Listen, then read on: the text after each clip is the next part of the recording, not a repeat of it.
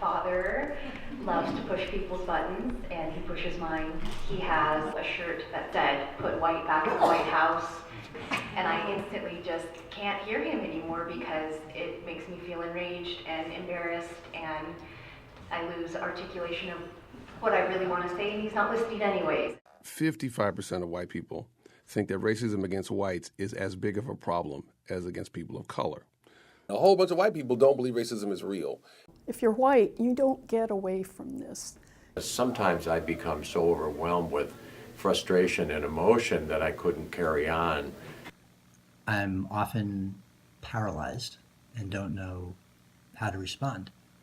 There's a whole bunch of white folks who do not have good skills in talking to their cousins and their mamas and their neighbors and their coworkers about racism, about this wound in society, and frankly, this wound among white people, white families who have wounds in their history that because people don't know how to have a good conversation about it. I've been doing dialogue work for 25 years. Dr. Kempt is highly intelligent, absolutely committed to this work that he's doing.